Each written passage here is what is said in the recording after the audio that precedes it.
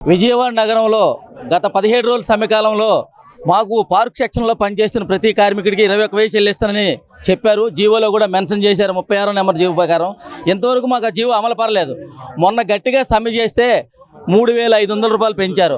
ఆ 36 నెంబర్ జీవోని అమలుపరచమని మేము ఎన్నోళ్ళ నుంచి పోరాడుతున్నాం. మా రాష్ట్ర నాయకత్వం కానీ, జిల్లా నాయకత్వం కానీ, నగర నాయకత్వం కానీ ఆ 21,000 ఇస్తే మేము కూడా పారిశుద్ధ్య కార్మికులతో సమానమైన పని అది. ఎందుకంటే డిబేటర్ల మీద మీకు తెలుసు, పార్కుల్లో కూడా ఎంత చండాలుగా ఉంటాయో.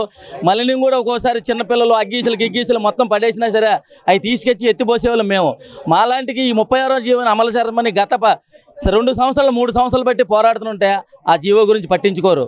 మాకు డివైడర్ల మీద పనిచేసేటాడు సరైన సౌకర్యాలు ఉండవు. 1కి వెళ్ళాలన్నా 2కి వెళ్ళాలన్నా సెంటర్ డివైడర్ మీద చాలా లేడీస్ కానీ ఇబ్బంది పడుతూ ఉంటాం. మాకు ఆ సంరక్షణ కావాలి. రిటైర్మెంట్ అయినప్పుడు పిల్లలకి ఆధార్ కార్డు ప్రకారం రిటైర్మెంట్ చేయాలి.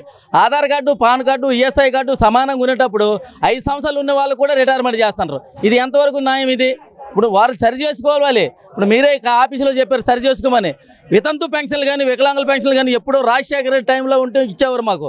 ఈ 18,000 జీతంతో గడవక పెన్షన్లు తీసేసి నాన్నగా అవస్థలు పడుతున్నాం. కడుపు నిండుతుందని మీ అనుకుంటే సరిపోదు, మా కడుపు నిండాలి.